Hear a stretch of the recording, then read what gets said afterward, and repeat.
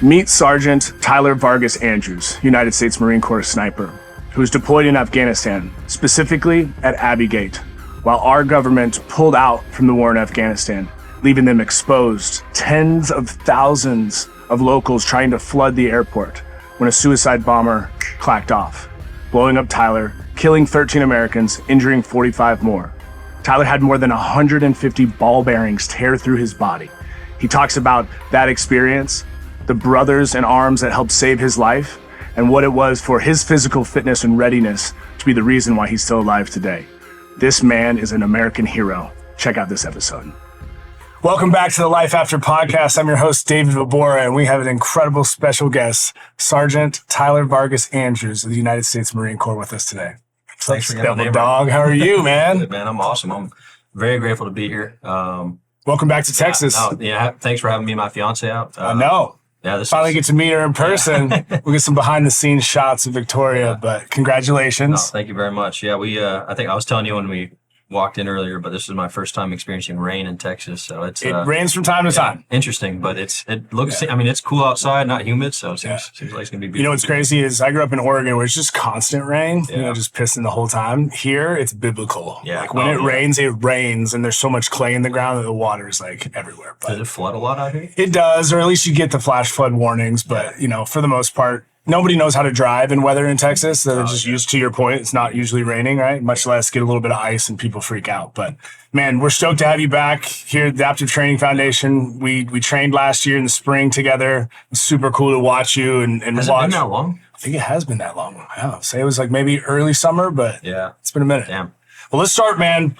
Before we get into, ultimately how we know each other and what makes you adaptive. Let's start about kind of back in the day, man, early life. So, Tyler Vargas-Andrews, where'd you grow up? Absolutely. Yeah. So I born and raised Northern California. Till I was about 15. I was in Vacaville, California, Cowtown. Vacaville. It is I know it. Quite literally Cowtown, but so I grew up there.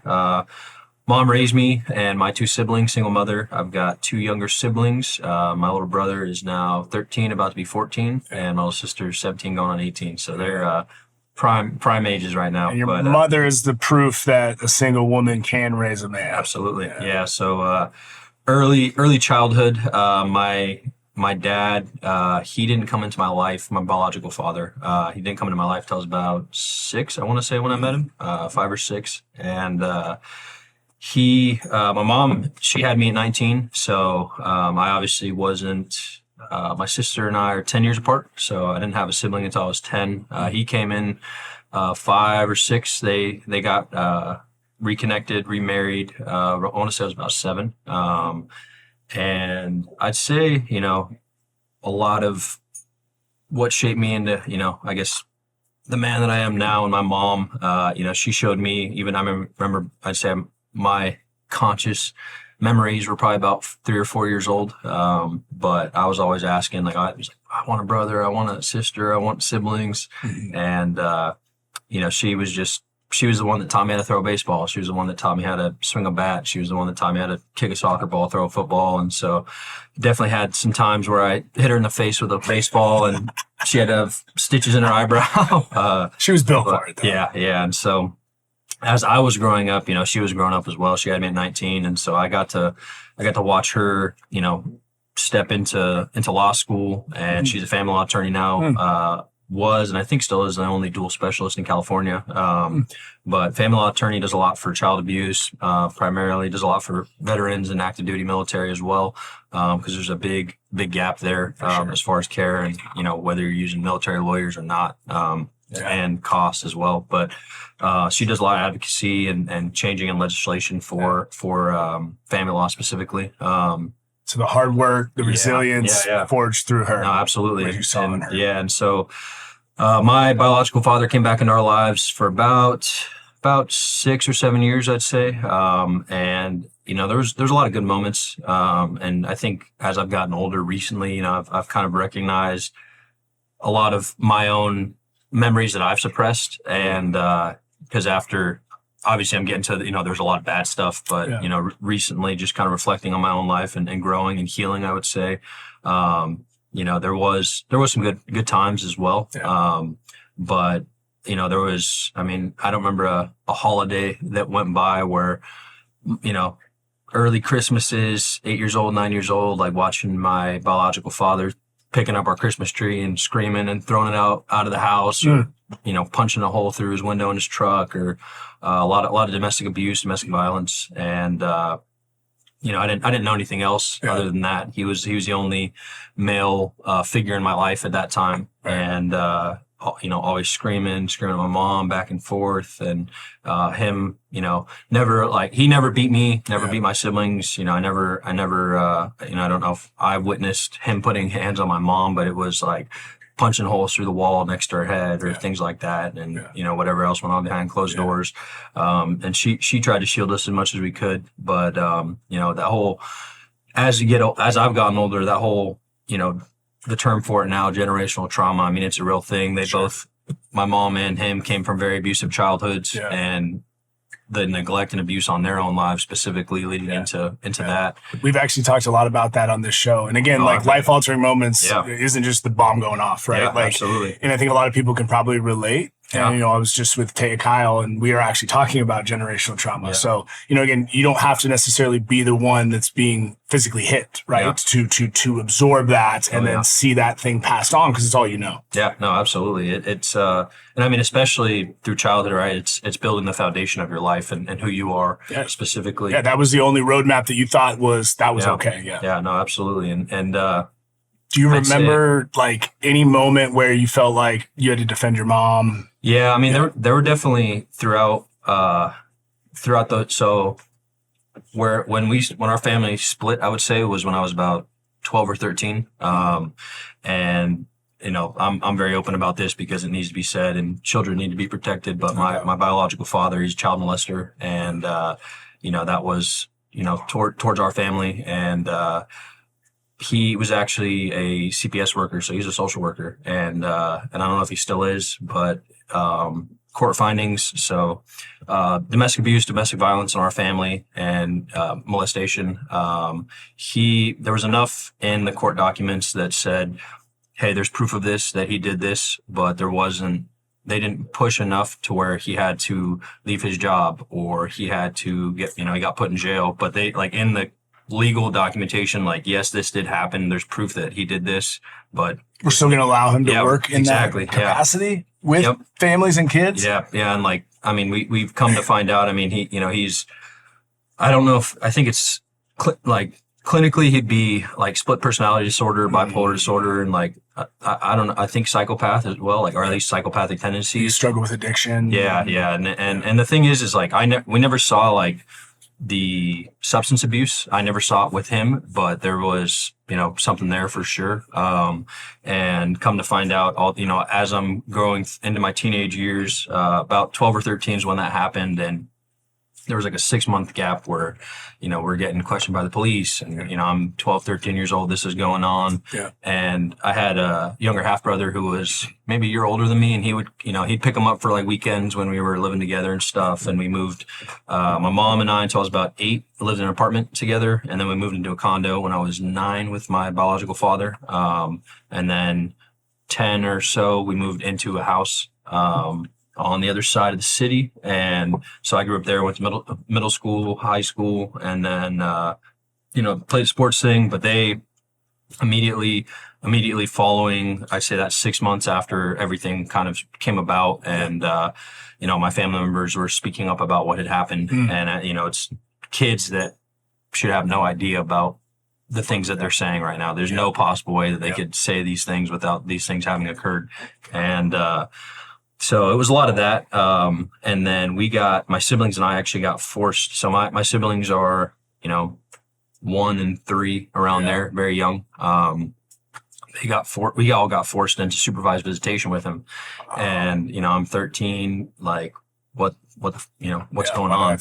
And at first it was like, I've caught him in a lot of lies at that age, and just kind of going through that stuff. I mean, you grow up quick, you get, and having a single mother who raised me, she, taught me to be pretty smart and have some wits about me and common sense. And, I'm recognizing what's going on, and I'm like, why do I have to go to this? Like, I don't want to do this. I don't want to do this. And like, it was court ordered supervised visits. Crazy. And my mom's, bawling, I'm sobbing. I'm like, I don't want to, I don't want to go to this. I don't want to do this. I don't want to be a part of this. I don't want to be around him. Yeah. But I also love him at the same time. Sure. And it's trying to process what's happening at the same time. They're getting ready to, like, she's starting legal battles with him and his attorney and our attorney. And she had her own attorney, and then she got an attorney for us as kids specifically. Do you think this was instrumental in you choosing to go into yeah. because I know a lot Absolutely. of guys that we've served here at the gym and just vets that I know, oftentimes there was something that occurred and they said, I'm never going to be messed with like this again. Absolutely. Right? I'm never going to be in a powerless position, right? Yeah. I'm going to do this. And I'm going to be a defender to the weak. Absolutely. Yeah. And that was the thing is, I mean, from that point on, it was, my mom and I have talked about this many, many times throughout the years, but it was like, from that point on, I was the man of the house. I was the one that was like protecting our family. I was getting mowing the lawns, doing whatever I could to scrounge up some change. So my mom was like, you can't have knives, you can't have like axes and stuff. And I'm like, I can't have a gun. And so I would get any, coins from the couch, whatever I could do. And I'd go and I'd walk to like the CVS or the 7-Eleven and buy a little Visa gift card and then order on her ancient Dell 90s, early 2000s laptop, like order a knife to the house and hope she didn't get home before I did. You could get it out of the package first and hide it. So I'd have something to protect myself Crazy and us. cool. And, so that was big. Like, I was like, legitimately I sat down and I'm just like the day before one of the supervised visits and I was like, man, what would happen if I just hit him in the face? Like she's like, what, don't do that. Like he's going to hurt you or something worse. And, I was like, I can't be in the room with him. I was going to these visits like month after month it was like, I think it was like twice a month or something like that. And, I started asking questions that I knew the answer to see if he would lie about. We started finding out like, hey, you've got 7 other half siblings out there and like that was the thing. Like he's like a serial impregnator and like trying to impregnate women and then force them to have abortions and things like that. I mean, a bunch of stuff. And so I would ask him questions like, hey, what's going on with this? And he would lie to my face. And it was just like pushing me farther and farther away. Yep. And for many years, I mean, I held so much hate in my heart. And I had to say probably towards my later teens, I stopped letting that control me. And I recognized, probably 17, 16 years old, I was like, man, this is like affecting me. And, I don't want him to have that control over me and that power over me. And, I maybe there's probably something I got to work on, but it's not forgiveness. It's more acceptance of what happened and what my family went through. And crazy that you had that awareness. Yeah. And you knew that if you carried that was going to lead you down a path. And that was the thing. I recognized like my mom and I were arguing all the time. We were fighting. And like, granted, I'm a teenager going into this. Like, yeah, we argue, we yell at each other, whatever, we fight. But it was a lot of like, I was failing school. School was not for me at that time. It was just one other thing. Like, I just want to play sports, be with my friends and be out of the house. And,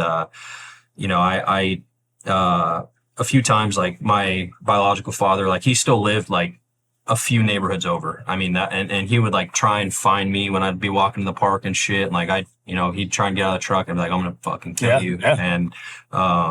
And so that visitation stopped. Like I told the court, I was like, I told the supervisor, like if you send me in there, like I'm going to hurt him. And they're like, oh, haha, like, no, like you have to go. And I'm like, no, please, like put me in the room with him. And then visitation stopped for me shortly after. Well, not shortly after, but immediately stopped for me. And then it was still like years later, my siblings were having to go to supervised visits. And once they came of age, they're like, we want nothing to do with him at all. Yep. And so going into high school and stuff, it was like a lot of just, I was hateful, like not towards other people, but just towards what had happened. And like, I mean, honestly, just super, I guess, the term is depressed. I was just depressed, like with everything that happened. I hated it. And shame. Yeah. And like, how could you do this to your family? How could you treat someone like this? Like, quite literally, how could you do this to another person? And so, we moved up to, when I was 15, my mom moved us up to Folsom, California, and that was to get away. And just because, he was in the same area, being a social worker in that area, in Vacaville, like, all the police were friends of his. Like the police officers that came to the door were literally friends of his, and very biased in how they treated my mom and whatnot. And I was 13 or 14 years old, and only recently, within I'd probably say the last 2 years or year even, I kind of recognized this and had some conversation with my mom. I was just in Northern California this last weekend visiting my family, and I at 13, I testified in court in front of my dad, and like my attorney, everyone that was there testified in front of court against him. And that was like something that they asked. They're like, hey, you're 13 years old. Like you have no obligation to do this, but if you want to, like you can testify and tell your story and what's happened and what he did to your family. And, it was like, that was probably the first moment and the turning point in my life where I was like, I have to protect my family and I have to be there for my mom and my siblings. Yeah. And so I testified in court. I mean, for hours, hours and hours and hours on the stand, like his attorney grilling me, just fucking like, and I mean, the attorney he had reflected who he was too. I granted attorneys, but still, yeah, to stand up for someone like that and what they did, with evidence of that. And, so I testified, and, they even let me know, like, yeah, you doing so is one of the crucial things and the evidence that we found and why, we moved forward the way we did with the proceedings. But that was probably the first big turning point in my life where I was like, I need to be a man and like be there for my family and protect my family because they can't protect themselves. My siblings damn well can't protect themselves. Yep. And so fast forward a little bit, Folsom, California, finished out my time there. And that was kind of like when I got there to Folsom, it was like, man, I hate this. I can't believe you're making me move from my friends, the only thing I know. And, probably a year after that with my mom, I'm like, I'm so happy we moved here. Like, this has been the best thing for me. Made the best friends. I mean, all my hometown friends, like, they're still like my best friends. And, we all get together. I mean, a lot of them went to school in like Arizona or Southern California. So I'm stationed at Camp Pendleton and kind of moving into that. How'd you find the Marine Corps? So the Marine Corps was, 8th grade, I want to say. I was in Civil Air Patrol for like a year, which is like a form of JRTC, kind of similar, on Travis Air Force Base. So my first high school, Vanden High School, Road, Travis Air Force Base. And so all my friends were like military brats. I didn't have anyone other than my great uncle. He was in the Air Force for, I want to say like 8 to 12 years, somewhere around there. But he was the only one in my family that was in the military. And so, I always thought it was cool, but it wasn't something we really talked about. I mean, he was like, then my great uncle was he was the only like male role model I had in my life at that time, other than like my coaches through sports and whatnot. And, as I, kind of started growing into a young man, I was like, I'm going to be a Marine. Like that's for me. That's what I want to do. Do you remember why? Because I've always loved this question. There's like remember the old Marine Corps with the Slay the Dragon? Yeah. Like a lot of guys was like that. It was that commercial. Absolutely. And so I can't say that there was like a specific moment or just, that I remember, but for me, that was probably the generation or two before me that was on. But for me, I'm seeing, what I came to find out was like recon Marines coming out of the water and doing stuff like that. And so all I knew, I was like, gosh, I want to be like special. And even for the longest time, I was like, I want to be special forces. Had no clue that special forces is just Green Berets. Like that's all it is. But, I was like, I want to be special forces, special operations. Like that's what I want to go do. And like being a, red-blooded American young dude, like I'm like, I want to go kill bad guys. But like for me, it was also like I knew, I thought and I believed, and it still held true to this day, but I thought that the Marine Corps was the best place that I could help and do the most good and give back to those less fortunate and help those who couldn't help themselves. Did you say I want to be infantry? Yeah. Oh yeah. Right out the gate. So my senior year of high school was when I like told my mom, I was like, hey, I'm going to the Marine Corps when I get out of high school. Immediately starts crying like, oh my God, like what if you change? Like what if something happens to you? And I'm like, she will always bring this up, but she's like, what if you come home different? I'm like, I'm going to be fine, Mom. Like, every mom does that. Every kid says that, whatever. And she's like, well, like, you play sports, like go to college for a year and then you can go to the Marine Corps. I'm like, all right, like, you know what? I'll go do college. She's obviously very academia oriented. And like I said, I watched her grow up as I grew up. And so I watched her like my little league baseball game, like my coach and her were really good friends. And they came on the loudspeaker in the middle of the game. They're like, Tiffany Andrews, like Tyler Vargas-Andrews' mom, like she just passed the bar. Like, so she went through, passed the bar the first time. Like I watched her go through all of law school as a kid. And like, she'd have, a table and it was just like 10 notebooks, like thick books, like just the whole page highlighted. I'm like, how are you retaining any of this? Like it's all yellow, And, so I saw her work ethic and like her desire growing up, like to provide and defend for our family. And I mean, she filed for bankruptcy and like moving and like spending all her money on like literally like legal fees and like paying for our attorney and her attorney and protecting our family. And so I always say my mom and I still butt heads to this day, very much so. But, a lot of who I am and my success is because, I grew up seeing her like all she had every reason to fail and every reason not to succeed and give up, and she never did. And so that instilled in me, I'm like, well, she can do it, like I can too.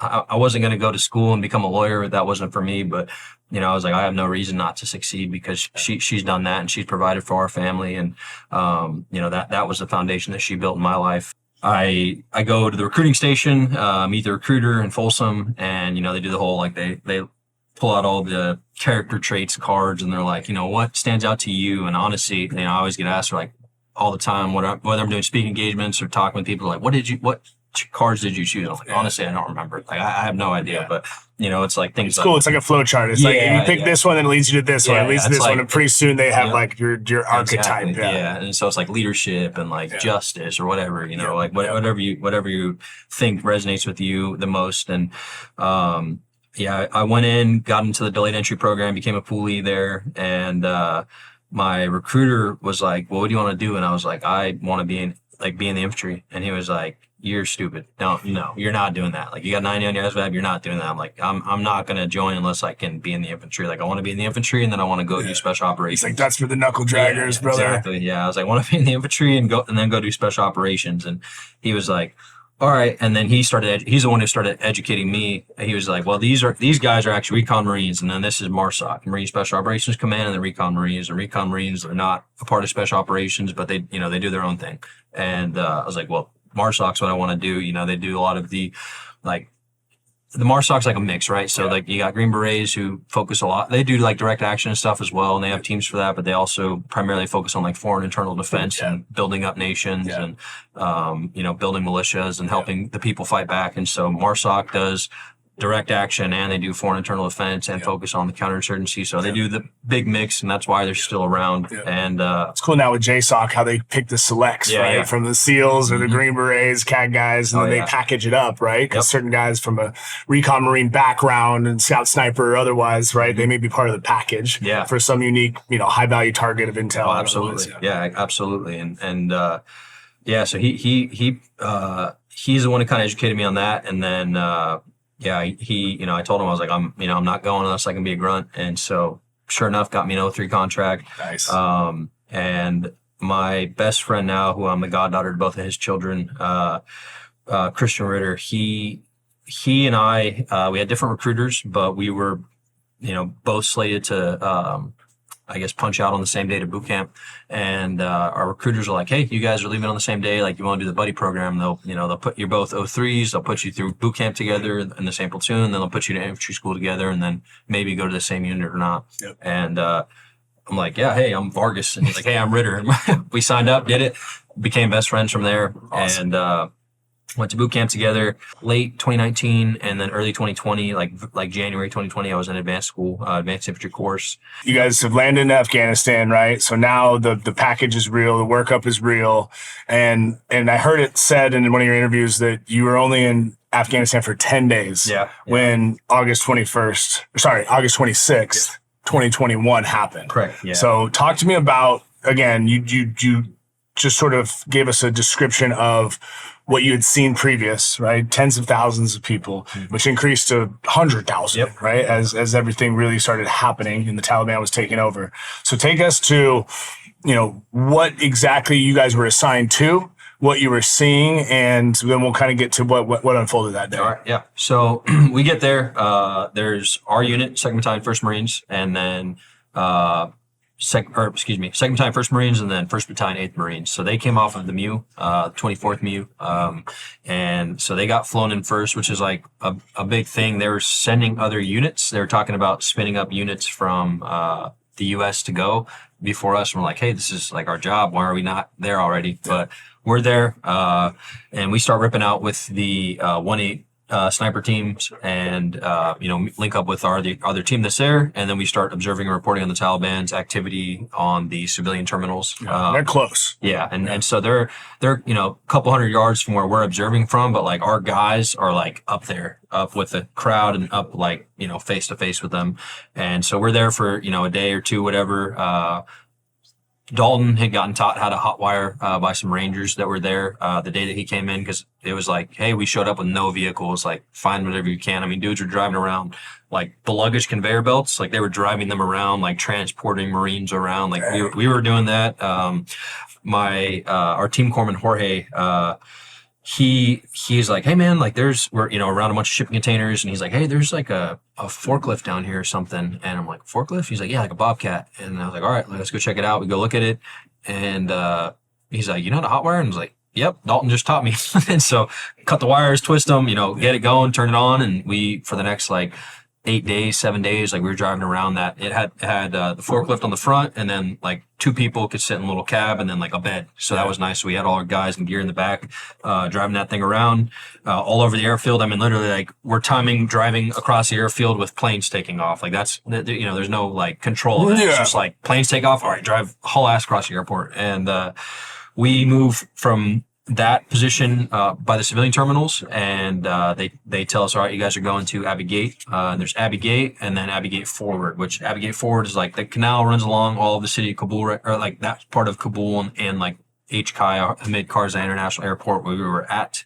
And then there's different gates. There's like East Gate, North Gate, and like 1-8 was dealing with those gates. The 82nd Airborne was out there, and so they were also, like helping set up perimeters, helping, a lot of what was going on and what we were sent to Abbey Gate to do is pull out interpreters, pull out families, pull out American citizens or allied nations, citizens, and the British were there as well. How were you getting that information to know? So a lot of it was, there was a lot of it that was passed down through like directly through our chain of command. Like, hey, be on the lookout. Like, they're like, you pull out anyone with American passports or like SIV, special immigrant visas. We're like, we have no idea what that looks like. And it wasn't even until like, 5 days, couple days being at the gate, whatever it was, that like I saw the first like one that, someone's like, hey, this is what an SIV looks like.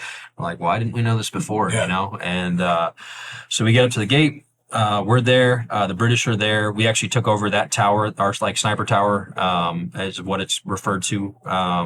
We took that over from the British. They had a British machine gun team up there, and it was cool. We were swapping MREs like with them, and they're like, hey, like we hate our MREs, like you hate yours, like let's swap. And we're like, oh, this is the best thing ever. Whatever. Just like, any type of variety makes it. Yeah, getting tea in the MRE, like no shit, like tea in the MREs and stuff. But yeah, we're trading, and now our job, right? We're 24/7 continuous operations. Like we're splitting up our team. Yeah, sniper teams don't have a break. Exactly. Yeah. And so Jorge's down the ground, just triaging casualty after casualty after casualty all day long.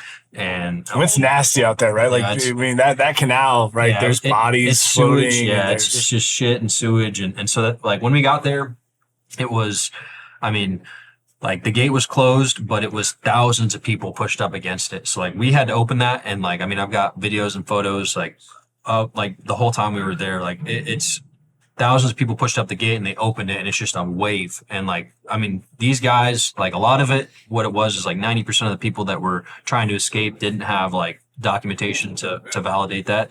And so they're like, military age males like coming and like physically fighting us. And we're just like picking them up and like pushing the crowd back, like having to literally fight them back so we can, gain a foothold and set up and establish security and a perimeter and, a search area and whatnot. And so we just literally I have a video of it, like sent out half of a platoon or like a whole platoon of Marines with riot gear, just pushed them through a crowd of like thousands of people. Wow. And they just like went into like farther into the city, because what had happened is that gate got cut off because of all the people that flooded in, and like, they let news and media come out there, and it was a big problem, right? So that news media all over broadcasting like this, like as the days went by, it was like, this gate's the only gate that's open, which was the truth. And so now it's hundreds of thousands of people that are just flooding through the city. 155 yards in front of our tower, the Taliban had a checkpoint there, right? So they're, letting people through. Yeah. So you're watching through the scope, right? We're watching them, and 155 yards in front, and then there's the Baron Hotel, and so it's like canal, sniper tower, chain link fence, two little like dirt sides of the canal, about 10 to 12 feet wide, whatever, 10 to 15 feet wide. And then the Baron Hotel where the British were, like their command was. So their command outpost was cut off from the airport. So we went out there to establish that connection, clear out the people, and then, separate them into the canal. Over the next 2 days, the Army brought out shipping containers to stop VBIDs from coming through, right? So they set up shipping, like 3 or 4 of them out there. And then the Taliban, obviously was letting who they decided to come through. And I mean, people were coming through like, heads beat in, like faces beat up. There were dead bodies all over there. As much as people like to say it didn't happen, everyone who says what didn't happen wasn't there, right? We know what happened, and that's all that matters at the end of the day. And so I had taken my team up at one point after we spent that entire first day fighting. Over the next few days, it's just crowds getting bigger and bigger and bigger. And I mean, like, I have the documentation that I have to prove it. Like, it was goes from like a couple thousand people to like now the entire canal, like a mile back's just like, if I could fill up the whole room with sand is how I always describe it. Like, that's how many people there were. Wow. And, now there's like this other like short wall and then chain link fence, and it's just neighborhood. So it's like, we're in the city, like at the edge of the city. It's just all big city and neighborhood, 2 and 3 story buildings that were like looking down onto us and into our sniper tower. And over the next few days, they're like, be on the lookout for, gold Corolla, whatever. It's always a Corolla over there, like always Toyota Corolla, but like, they're like, be on the lookout for this VBID and that VBID, finding persons of interest. And we had one of our other teams that was farther back on like one of the gates that was closed. They had spotted an SUV that had like all the same make and model of like Nike duffel bag or backpack. And they're like, hey, this is probably them trying to probe us, like, be on the lookout for IDs. And sure enough, over the next few days, we watched like individuals and person of interest, right? We like EODs out there, counter intels out there. We're getting intel back and forth. Like, hey, we've got these guys like in the neighborhoods over there that have all the same make and model backpack. And so like we watch guys come in and like we saw like dudes drop, and we're letting them know like, hey, this is what's happening in real time, right? And they're still like, are you sending photos? Yeah, sending photos, sending comm checks and whatnot, like letting them know. And they're still like letting these people get closer. And this was the start of it, right? They're like allowing them, we're like, hey, we need to stop. And they're like, all right, now they dropped the bag. They left it on the ground. They disappeared. So they push EOD out. They get it, whatever bullshit's in the bag, but they're probing us. They're testing us. It's bluffs, right? Yeah. To just see how we respond, right? And find the most effective time to attack. And, over the next few days, it's ramping up. Tensions are getting high. No one's sleeping, right? And for our team, like, we're just all we're doing is we're going back for, getting intel reports and grabbing, resupply for food and batteries. And so that's what we're doing. But we're living and sleeping in our tower and operating out of there. So anyone who's not on the gun or on observation or like taking pictures, like, we're down in the canal pulling families out. We're pulling kids out, triaging, heat stroke, exhaustion, whatever, people and, Americans even that have been beaten by the Taliban right there in front of us. At one point I had taken, like, I'm sitting there and so I was staying up all night. Like I would pull the night shift because I was like, if something's going to happen, like, it's going to happen at night when everyone's disoriented and not thinking it's going to happen or whatever.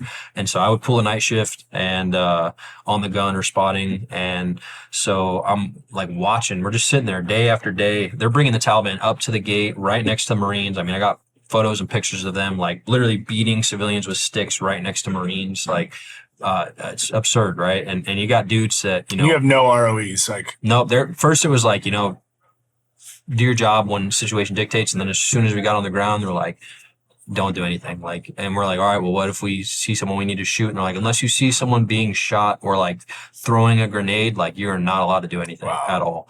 And, we're sitting there day after day after day watching the Taliban at their checkpoint, just beating people, lining them up to execute, like faces in the wall, hitting them with the buttstocks of their AKs or whatever. And most of it, honestly, and that's the thing, is like, they're now pulling up in like our Humvees, and they're pulling up with mounted 50 cals.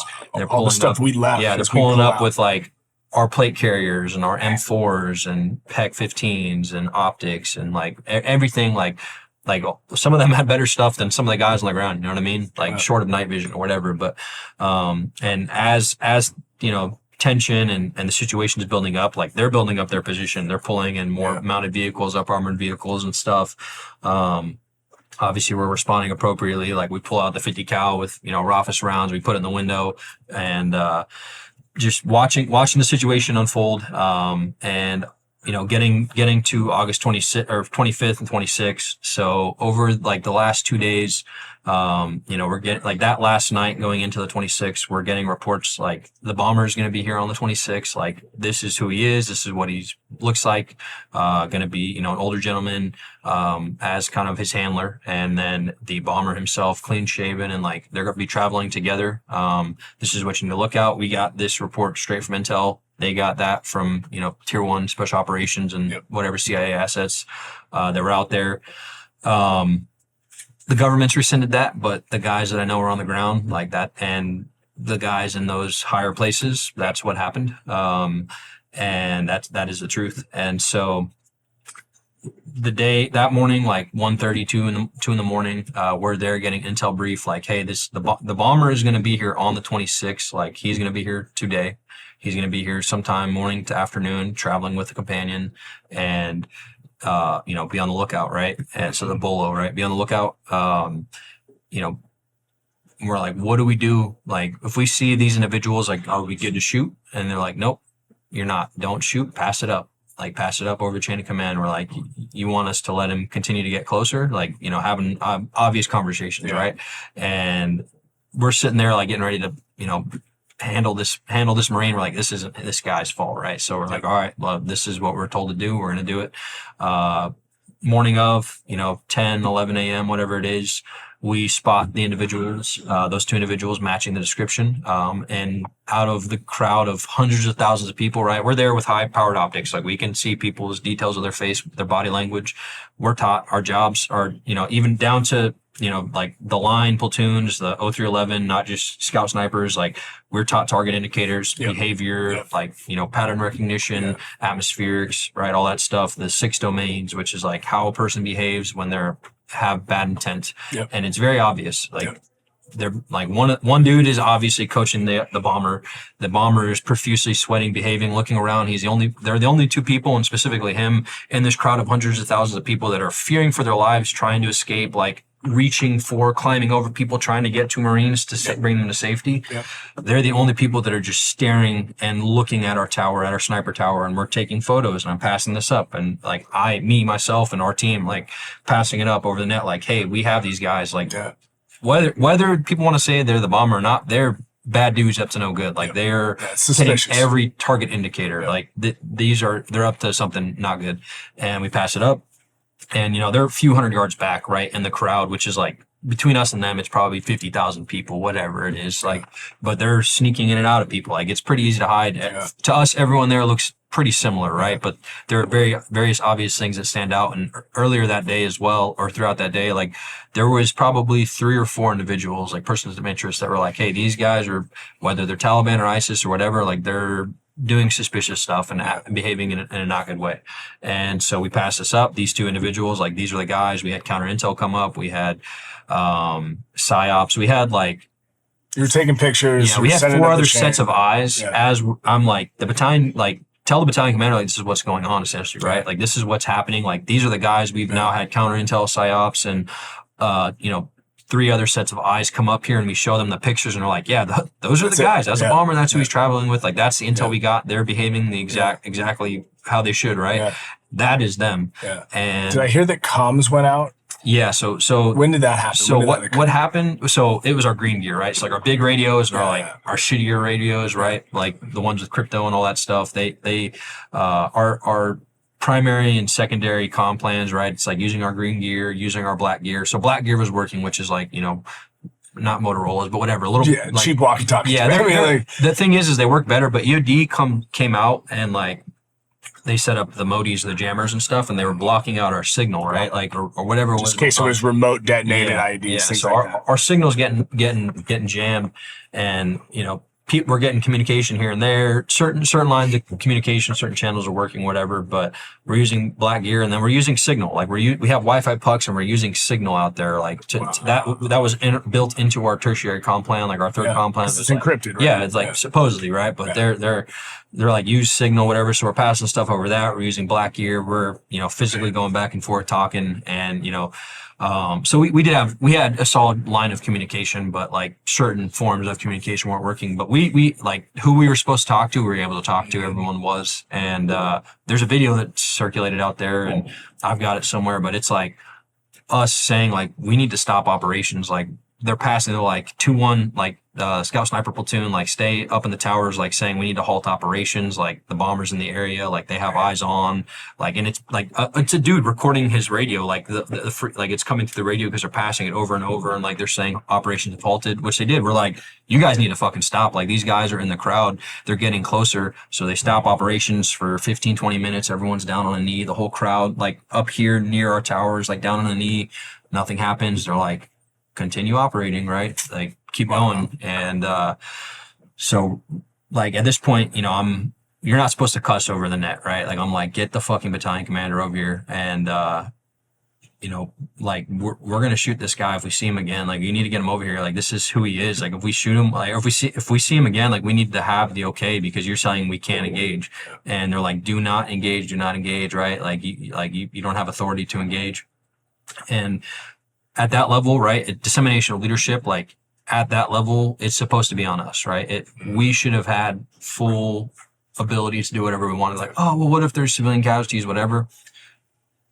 Loss of life compared to that, right? Yeah. The percentages outweigh, one of them outweighs the other, right? And so, do you think a lot of it was the media there? Yeah, absolutely. It was unfortunately, and since has, it's in that time it was a very political thing, right? Like, people, the decisions on when we made to go in there, why we exited the way we did. And, that's, I always say this, right? And, kind of before we get into the meat and potatoes of this, but like, I'm not left or right, I'm American. All right.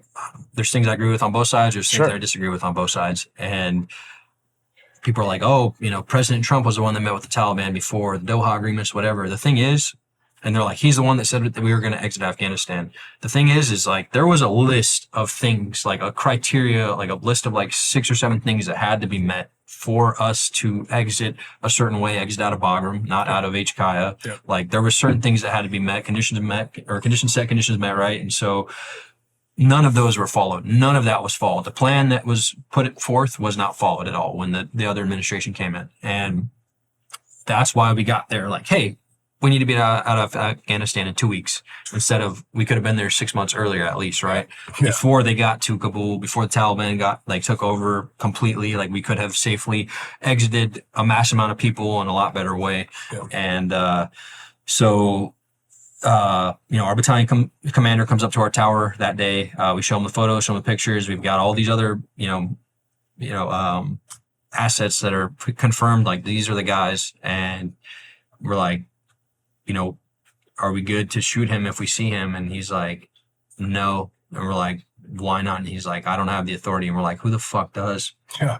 And if you're my CO, bro. Yeah, like that's like one. It should have been on us, right? Like we should have been allowed to do our jobs, but and ultimately it was on him and our leadership. And he's like, I don't know, and made it seem like he was going to go find an answer. And so goes off, dudes disappeared into the crowd. We don't see nothing. We're like, we need to stop operating. And they're like, just keep going. And at this point, we're like, well, what are we going to do? We don't see these guys again, whatever, later in the afternoon. It's getting towards like 5 p.m.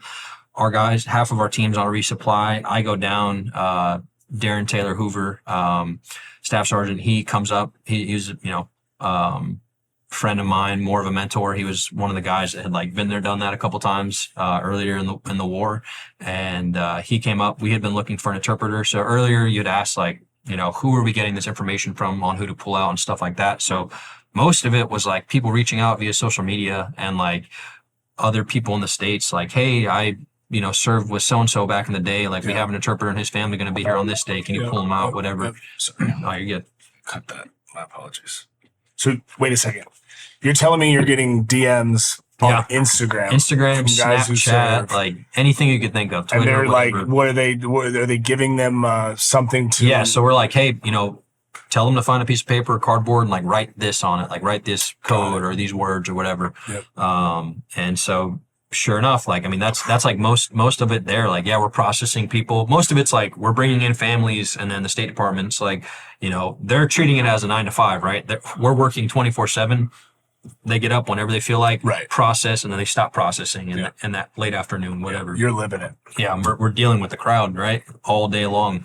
And that's the thing is like, one of the times, like, one of the things that sticks out most to me is like we had a woman that, like, with her family, right, they weren't allowed to like evacuate, right? Like, we had to turn them away, and that was a lot of it. What it was is like State Department would walk these families to us and like, all right, go fucking send them to the Taliban. And so, like, you've got kids and families like screaming and sobbing and clawing at your uniform, like, don't do it, like literally having to drag these women and children, like, and send them straight to the Taliban. And then what do you think's going to happen to them, right?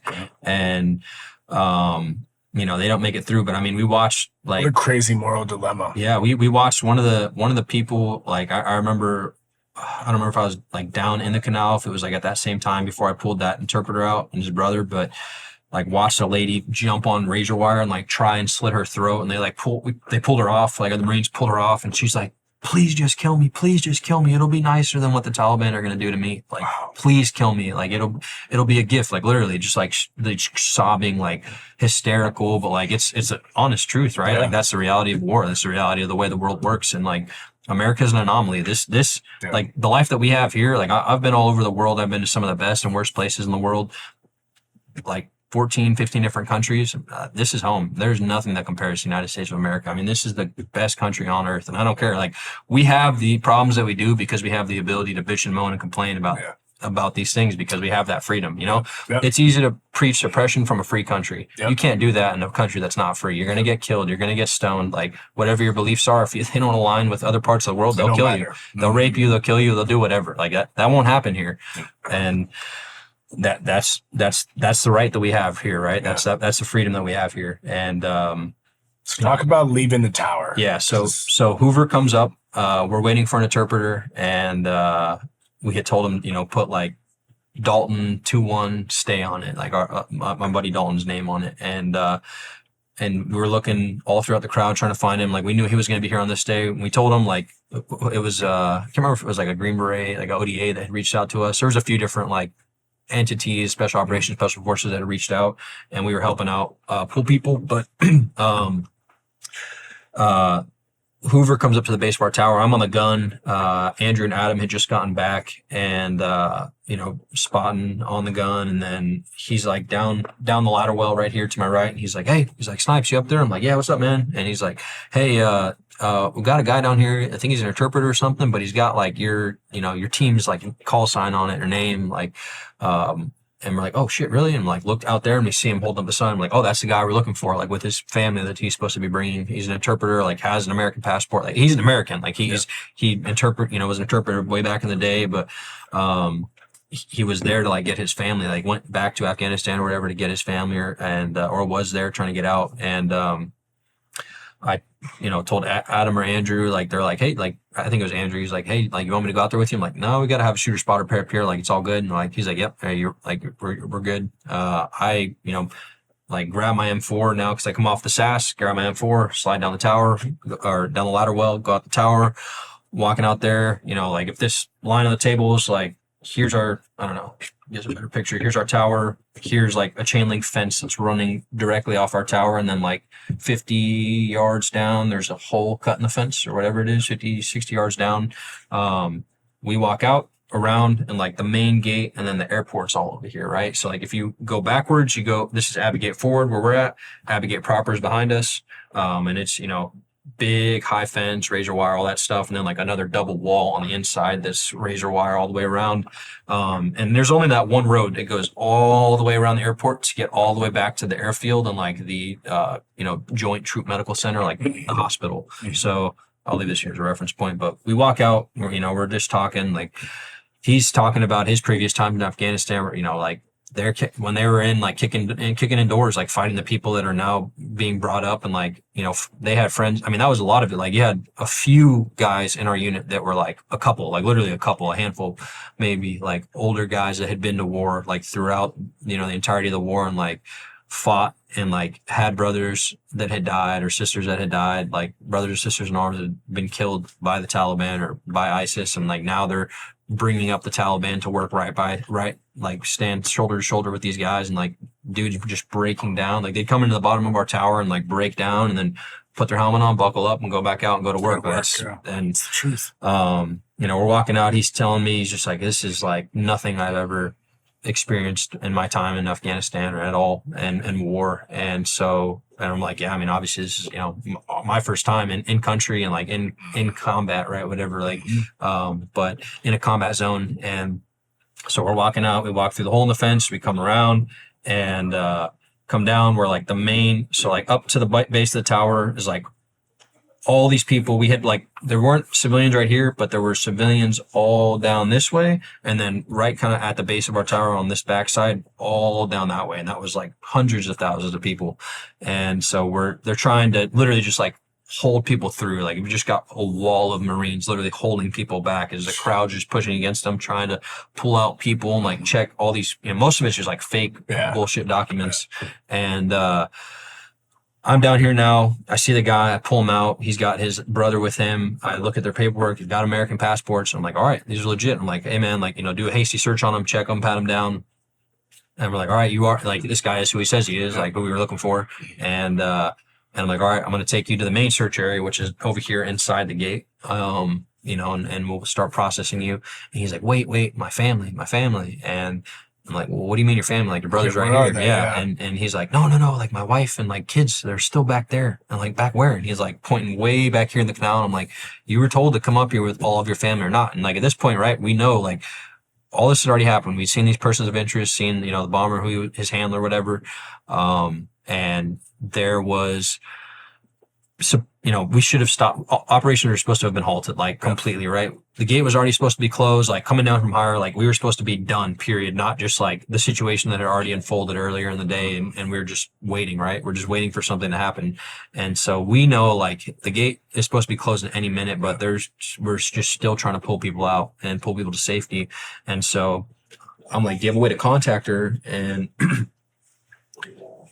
like, do you have a way to contact her, contact them? He's like, yes, I can call her. I can call them. And, he's like yelling on the phone with her. And I'm like, ask her where she's at. And he references like a bend in the canal, which is like, I mean, thousands of people away. And I'm like, all right. I was like, listen, I'll wait down here with you for like, you know, 20 or 30 minutes. And then if, you know, they're not here, which I was like, they're not going to be here in that time. Like, you know, you can sit here and I'll make sure another Marine who's like staying down there, it handles your situation, you know, and I got to go back to what I was doing. And he's like, thank you. And so like I set him and his brother down like against a chain link fence, like again, kind of reference. So there's like 10 to 15 feet of like dirt, little 2-3 foot high canal wall, and then like the canal itself. And like as the days went on, as the week went on, like the canal, there was no one in it. And then by that day, like 2 days prior, the entire canal, like it was a sewage canal, like shit water, like we call it Shit Creek. That whole canal was filled up, like left to right, front to back of people. So like now you've got all the people here, and people so desperate to get out, they're in piss and shit and blood and filling up the entire canal. Like they couldn't even, I mean, it's like packed tight, like shoulder to shoulder. We're pulling people out. We're putting people back in. Like they're climbing across, trying to get through. This whole side's filled up. And it's kind of little comedic relief before we get into this, but like it was funny. Like I have a video of like there's like guys out there with like cases of water selling them. Like they don't give a fuck what's going on. They're like selling them to the people out there. There's like a little girl like running around like going and getting water from the Taliban or like canning it to them, trying to sell it, stuff like that. Like people walking around with like plates of food on their head trying to sell it, you know, like just trying to live the whole situation. And it's just real stuff. Like you would never normal life for them. Yeah, exactly. It's normal life for them. And so like we kind of find it funny a little bit, but and like same thing, like, yeah, it's just normal life for them. And so I'm like, I turned to the guy and I'm like, hey, like, I don't remember if it was the interpreter, if it was his brother, but I'm like, hey, like, I don't know what your family looks like come here, like, stand up on the wall, like, on top of the canal wall. So a lot of that was what it was. On the other side, people were standing up. He's standing up now, and I'm like against the canal wall facing this way. And he's standing on top of it. I'm like, if you see your family, like, let me know. And because to me, they look like they could be anyone, right? And so, you know, 10 minutes goes by. Hoover's still like next to me. He's like right to my right. We were talking, doing whatever. I'm like turned. Yeah, I think I was turned. Yeah, I was turned this way, like talking to someone. I don't know who I was talking to, but talking to someone. And just like flash bang. Like, I mean, it was, the best way to describe it is like the hand of God just like pimp slapped me sideways. Like, I mean, what had happened is the bomber had snuck up to that point in the crowd of hundreds of thousands of people. And like, no movie stuff other than like, he didn't scream anything, nothing like that. He just stepped onto the 2-foot canal wall and detonated instantly. And he essentially made himself a human directional charge, like a human claymore. So it was a vest or backpack, packed with steel plate, like against his chest, 20 to 30 pounds of military grade explosives, what they equate to C4. So 20 to 30 pounds of C4, and then thousands of steel ball bearings. And he essentially used the force of that and the wall behind him and aimed it this way at the most Marines and our tower. And so like our windows open here and our windows open here in our tower. And Adam and Andrew are up in the tower. I'm down here. The rest of our team literally just got back. They got back, parked the Bobcat right behind our tower, stepped out, and boom, blast goes off. And like overpressure blast blows through the tower, like gives them, massive TBI, like Adam and Andrew, like dude got like almost blown out of the gun. The gun like comes out the window and he's like holding the sling by it. And the bells are obviously rung. I literally just flash bang and like, I always describe as like, Saving Private Ryan was like one of the best descriptions I could ever, equate it to is like, I like finally when I opened my eyes, like, I mean, I just felt the massive wave of pressure hit me and I finally opened my eyes, 10 seconds later, whatever it is. And it's just like super high pitched ringing. And like, I knew right away, super high pitched ringing. My left ear's muffled, but I can hear just screams. I'm like struggling to open my eyes. Come to find out, other than like the blast, some of the Marines down there had CS gas grenades on them, like gas canister grenades. Yeah, blew them up on top of us. So a lot of guys thought it was a dirty bomb, right? Thought it was a chemical bomb at the same time, but like we're struggling to see on top of, getting blown up. And like that crowd, I mean, literally like what was thousands of people, hundreds of people right here, just flattened, gone, like instantly, just like hundreds of people, not thousands, and just boom, gone. Like I'm opening my eyes, laying on the ground, and now I'm like from the wall, like all the way thrown to the fence or like close. And I'm like, open my eyes and like everything's flattened in front of me. People screaming, running. Yeah. Right away. I was just like, holy shit. Like I just got blown up. Like I knew it right away. And I'm like, oh my God. Like, and like one of the craziest things to me is like right away, I'm like, trying to get up, trying to breathe, and like feeling the weight of my gear on me. And I'm like trying to sit up and I just can't. Like my whole stomach's ripped open. I got hit with 150 ball bearings that entered my body. Nothing hit my face. So still pretty, still handsome. Nothing hit my face or neck, but I took like 3 ball bearings, like straight into the lip and forehead of my Kevlar. So like that saved my life right there. Literally. And I have that, which is one of the few things that I got back, but I have impacts right there. It's like 1, 2, and then like 1 on top. And, but yeah, nothing hit my neck. Everything hit shoulders down. And then obviously where my plate carrier wasn't. So like, at the bottom of my rib cage, everything went into my stomach and, all that happened and I'm on the ground. And like, I'm looking to my left and I can just see, MARPAT, like I can see Marines laid out and like, it's not really clicking, like that they're dead at first, but I'm just like, holy shit. Like, I was kind of just in disbelief. Like, I can't believe this happened. And, I'm like trying, all I know is like, I'm now rounds are cracking off. Like they're coming towards us. And then I hear outgoing as well. And, they're skipping off the ground around us. Like I can hear guys fighting back, screaming. And like one of the craziest things I think about, and I haven't really ever, I don't think talked about this part of it, but, it's something I was talking about with my buddy recently, a dear friend. One of the, I don't know, it's hard to describe. Like right when that happened, like I didn't feel any pain, like initially, like, I didn't feel anything. And it's just like how my body is obviously sensor overload. Yeah, Adrenaline's dumped. just dumped.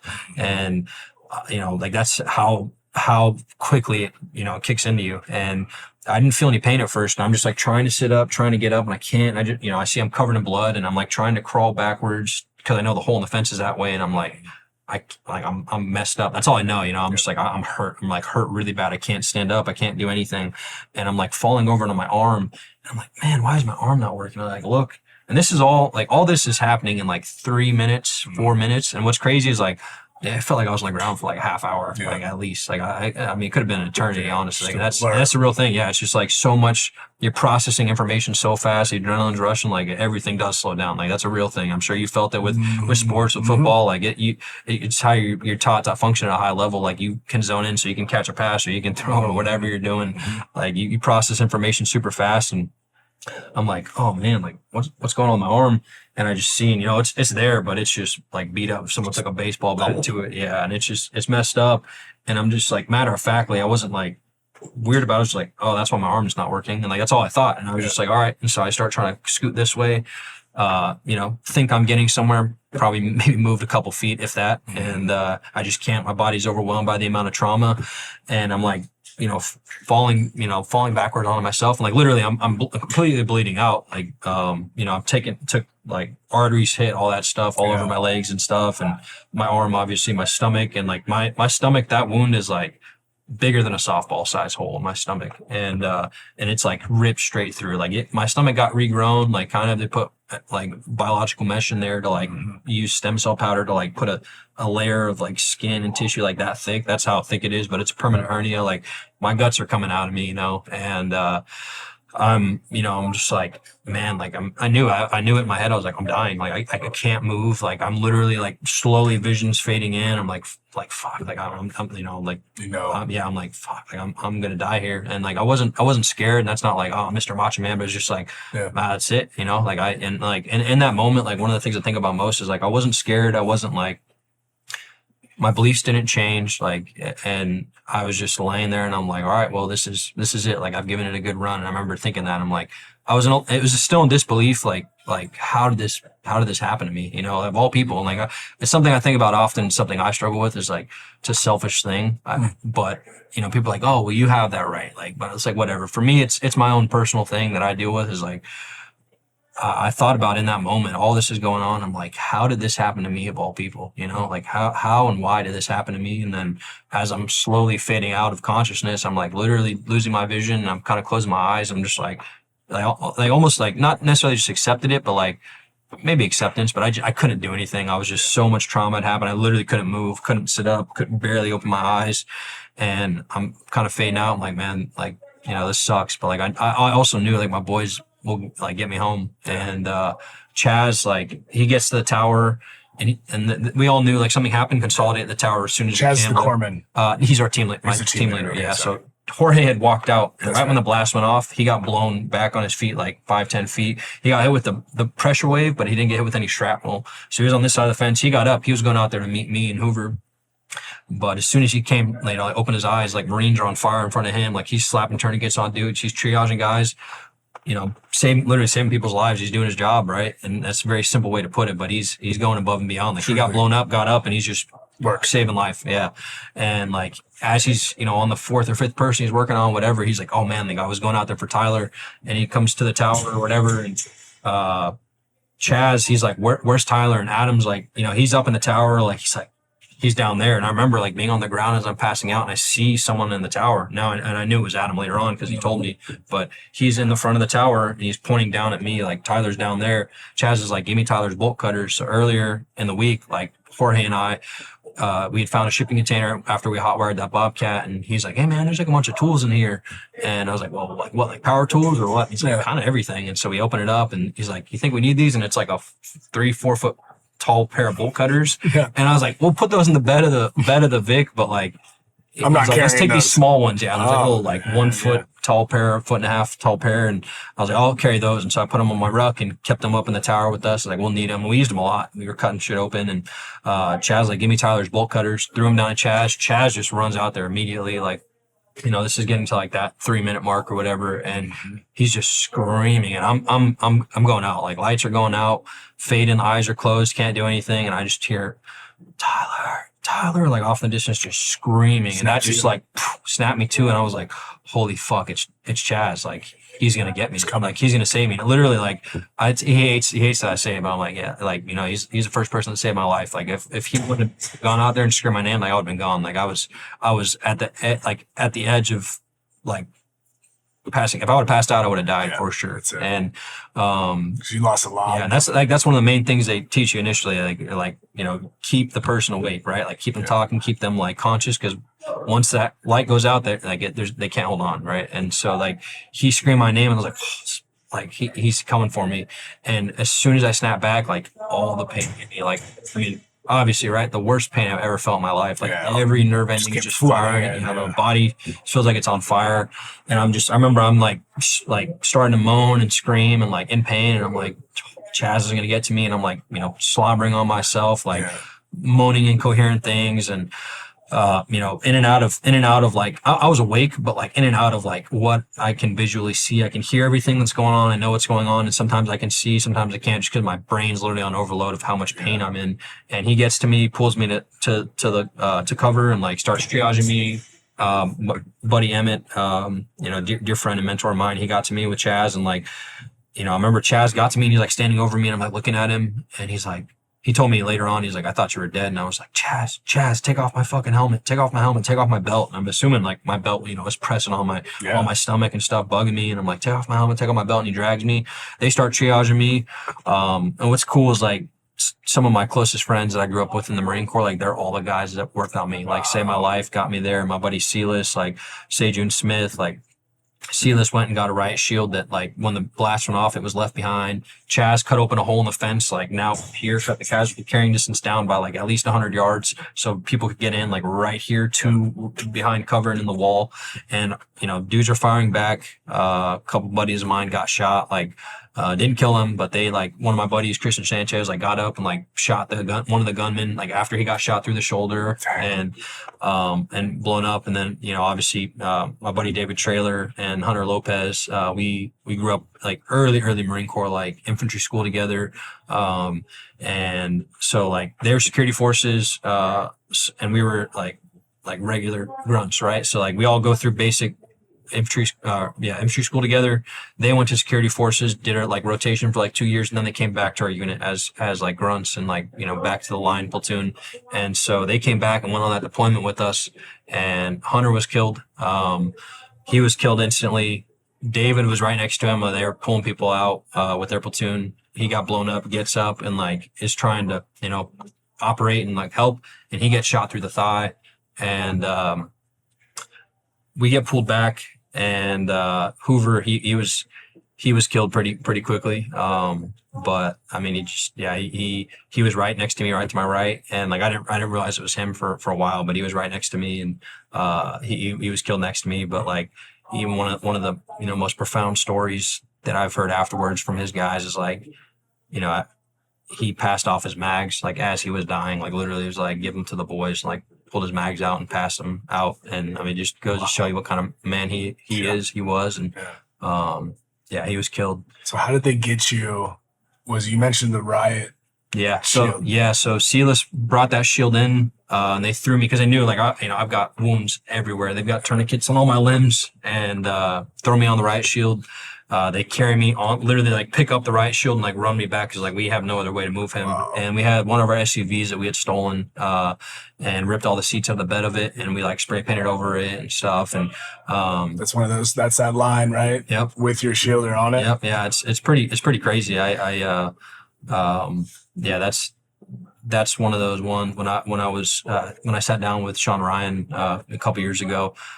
He had like in his studio, he had like someone who'd given him a Spartan shield and had that quote on it, and I was like, "Oh, you're gonna like this story next." Wow. That was that. But yeah, no, they carried me out, carried me behind the tower, and then triaging me, and I'm like sitting up, like trying to fight them off in between, like yelling and cussing and screaming and fighting them, like they're Chaz and Jorge, like Jorge gets to me and he's like, grab my face, like slap me, trying to keep me conscious and coherent. And I'm like, Jorge's a doc, he's a corpsman. I'm like, Jorge has drugs. Give me that give shot. Me drugs. Give me I'm like, that shot. Jorge, I'm like, give me fucking drugs, Jorge. And he's like, we got to finish triaging you, Tyler. And they're like, he's literally going to stick me in. And like the MO, the medical officer is like, he's going to die. Like he is dying. Respiratory system. Yeah, we got to get him like to the shock trauma platoon and then to the hospital. And, or actually they were just going straight to the hospital, but the shock trauma platoon was there. Found out later on. I didn't find this out till like a year and a half ago, but like I don't know if I died there too, but they got me just stable enough to move me to the hospital, like keep me going. And they're giving you blood. Yeah. And so when I was here right before I got moved, like they're putting chest tubes in me as I'm like, stage 3 shock, like turning gray. And I get to the roll 2 facility. They pull me out, put me down on the ground.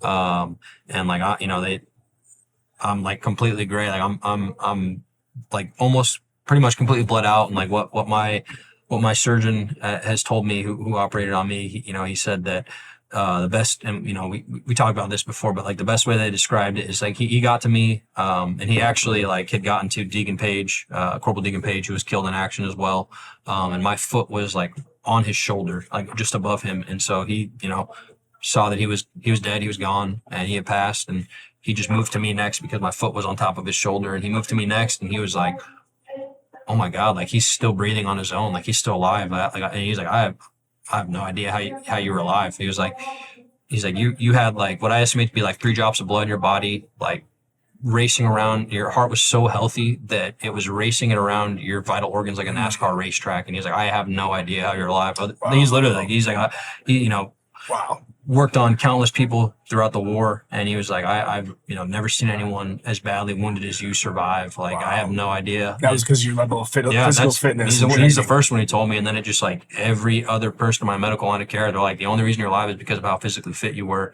And like that was, it's one of the things I take the most pride in, and is because I instilled into my junior Marines when I was a squad leader, and then into snipers, like, you can never train too hard for a job that can kill you. And it's the truth. Like whatever you believe in, whatever job you're in, but like specifically in the military, in the Marine Corps, and like in those jobs, like you can't, you're a police officer or whatever, like you can't, and that you can't train too hard for a job that can kill you. It's the truth. And, that whole piece, like physical fitness is first and foremost, like the reason I was able to live and sustain my body through the surgeries and through all of the wounds. But first and foremost, it was like Sealis, Sejun Smith, or Mitchell Sealis, Sejun Smith, Charles Schilling, Eric Emmett. Like they were the guys like on me there, taking me first and making sure I was able to get taken care of at the shock trauma platoon. Once they moved me back, Jorge got to me. And this is when all the pain's setting in. They can't give you drugs or else it'll kill you. Yeah. Well, not, and more to that, like there wasn't time. Like they were like, I was like, Jorge, like give me drugs, like grabbing him shit. Like, at least I think I'm grabbing him, like trying, probably like slobbering on myself, like drugs, and poor guy, like, it's, we look back at it now and it's funny, but like, he said goodbye to me. Like they all said goodbye to me. Like in that moment, that was like, we're very close. Like those are my best friends. And, we talk every day. Was that the hardest part, was being torn from your Marines? Yeah. And I would say more than anything for me, they're always like, not anymore, but, for a lot of the early times in the hospital and like post that and like seeing them in the first year or so, they're like, man, I'm so sorry I'm so sorry this happened. I'm so like, whatever, all that kind of stuff. And I'm like, you got nothing to be sorry for. I couldn't imagine having to be in your shoes and like seeing my best friend dying in front of me and like, I said goodbye. And then, so I got taken from there, around the entire airfield, hit the shock trauma platoon. And like I said, I didn't find out until maybe a year and a half ago that I actually stopped at the shock trauma platoon. And they stabilized me enough to get me around the rest of the airfield and to the roll to the hospital. Is there at this point, was there any comms with your family? When did that occur? So that was kind of like, later that day. And so for my mom's piece of it, right, all this happens. And she knows you're over there. Yeah, she knows I'm over there. And sorry, I got a cramp. Good. She knows I'm over there, but we're a day ahead, like 16 hours ahead or whatever it is, 18 hours ahead. And my mom's coming downstairs 8 a.m. in the morning. So this is happening August 26th. It's August 25th at home now. It's like 8 a.m., whatever it is. But this is like 5 p.m. We're over here, 5 p.m., 6 p.m. in the evening. This is all going on the 26th. And my mom's getting my siblings ready to go to school, right? And so my mom like comes downstairs. My little brother's watching school or watching TV. And my mom's like getting ready in the kitchen, doing stuff, making breakfast, whatever, getting ready to go out the door.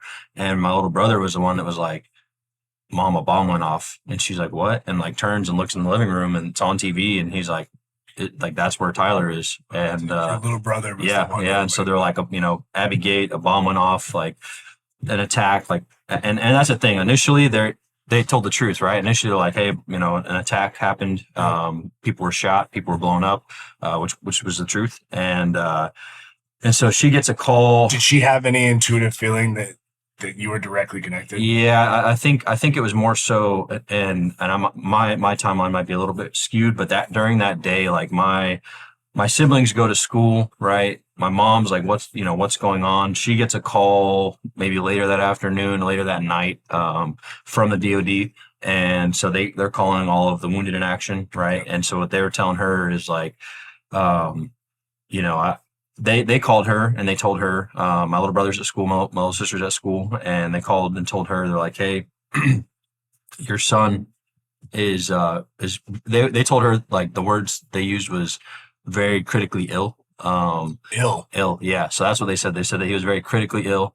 He's been wounded, and we'll let you know what happens from here. And I'm still in Afghanistan, so I'm in Afghanistan until the 28th, right? Did they say like if we stabilize him, we're going to try to get him to Germany? So like, how does that wasn't really there yet. They let her know that I was going to Germany once that happened, and so obviously my mom goes and picks up my little brother and sister from school and is like, and it's crazy now. My little brother's 13, almost 14. My little sister's 17, almost 18. They'll both be turning that age this year, but they were very young, right? So my little brother at the time was 10 or whatever, and my little sister was 14, and somewhere around there. And when this happened, and my little brother describes it like he comes outside right there in school, like they're in the front of the school, and she is like, I need to tell him right now, right? My little sister's like freaking out and stuff, and like not like freaking out, but she's going through the emotions, and just pure shock, really. And same for my mom. And my little brother told me, like, he shared this with me when we were in the hospital. He's like, I came outside, Mom told me, and then I just like blacked out. I don't remember the rest of the day. Like, I don't remember what happened. Yeah, he couldn't believe it. Numb. Take us to the hospital and ultimately your mom, because your mom said goodbye to you. She did. They told her, so right? That was in Germany. So they told her that now, so I'm getting transported to Germany. Yep. They're like, hey, don't, like, he's going to Germany, going to Landstuhl, don't come. Like, he's going to die.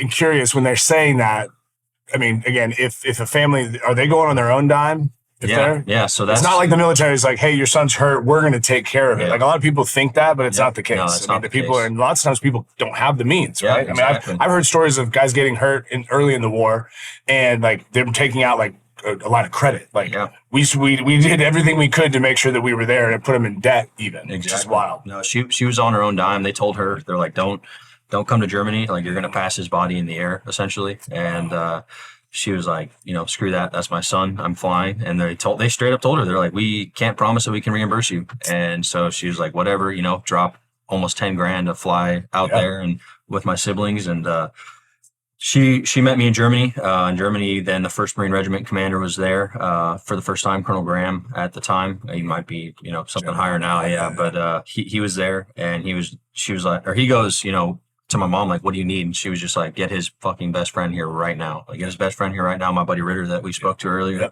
they flew him out. He was on deployment or getting cut to go on deployment, but they cut him orders to fly out and meet me at Walter Reed with her. So I'm sure he was freaking out. Yeah. He was the rock for my mom. Like, my mom said it, and he told me, outside of that, like, he was just like I don't know how it, I stayed upright, honestly, but I just knew I had to be there for my mom. Yeah. And he was that. My mom was like, I wouldn't have been able to get through that without him. And, you know, she always says like, I can be the mom, but I can't be the Marine. Right. And so he was there for her and for my family. So I'm in Germany. You know, they're operating on me. They took my arm right at the elbow initially in Germany, and they took my hip in Germany. And that was another one of those funny stories. Is like my mom and the doctors told me, like, they took my leg, right? They cut it off and handed over to, and this nurse like almost fell over, like carrying my leg, trying to like pass it off. And my man wasn't skipping leg day. Exactly. And so I was like, oh, I appreciate Respect, that. Yeah, I needed to hear that. That's wild. And again, just for people that don't know, the hip disarticulation, right? Like there's no femur, right? Exactly. It's been completely removed, just like tearing, you know, Barbie's leg off. Yep, exactly. Kind of from toes all the way up to the pelvis, pretty much. And so I sit, stand, and walk on my pelvis. Were there certain surgeries that she had to give certain permissions for? Like, yeah, so like I have a colostomy, and so they were like, hey, we have to do this, but we need your permission. But if we don't do this, he's going to die. Just internal infection. Yeah, exactly. And so they did that. And a few others, but the amputation, same thing. Like, if we don't take his leg, like it's gonna infect the rest of his body. I almost was a hemipelvectomy, so they almost took my pelvis. I know a few guys that. Yeah, it's horrible. It's work. I mean, it's couldn't imagine. I wouldn't be walking at all. But yeah, so they did that. I died a few times. I think 3 or 4 times in Germany, and they brought her in, like held my hand, said goodbye, like while I was dead. And my heart stopped. You know, resuscitated me. Those 3 or 4 times there, and then they got me to Germany, Andrews Air Force Base, and then drove me up to Walter Reed. Got to Walter Reed, and the infection continued in my arm, so they had to go another 2 or 3 inches higher, revise it, and then they were able to kind of stop the infections where they were at there. And same here. Just again to remind everyone, over 150 ball bearings, correct, right, through your body or lodged into your body. Mm-hmm. At this point, you'd had numerous surgeries, but to date, how many total surgeries have you done? 45. 45. Yeah. Right. Yeah. And I'm sure it's something that still, as things are ongoing and otherwise. Yeah, there's probably. How do you deal with that? I mean, people go through one surgery and it's like the hardest thing that they go through in their life. Yeah. I mean, man, I was in the hospital from, August. I got to Walter Reed August 30th or 31st. And I got out of the hospital January 5th. And 2 months of that pretty much was in the ICU. Like, I was in the SICU, like in the highest level of the ICU. And I was in, for a while, it was like surgeries every day. And then even when I got to inpatient, I was in, 2 to 3 surgeries a week. So it was it was always that. It was just continual. And I would wake up, like almost every time I got operated on, I would wake up in the middle of surgery and I'm like, hey, can you guys put me back to sleep? And I'm like, oh my God. What? Yeah. And so they, push some more anesthesia and knock me out. But man, I had developed such a high tolerance to everything, like going through it. But so ICU was a kicker. There was, 4 days after I got blown up, I was telling the doctors and the staff, I'm like, I can't breathe. And, we talked about NEF, right? Like with vocal cord stuff. Like I was like that. I was like talking like this. Like, I can barely talk. And, and 4 days after getting wounded, I'm like, I can't breathe. And they're like, your pulse ox is fine. Your blood's oxygenated. You're all right. And then sure enough, a few hours later, just tunnel vision, blackout, died. And then I died like back to back, like after that. And I had double pulmonary embolisms in both of my lungs, racing back to my heart.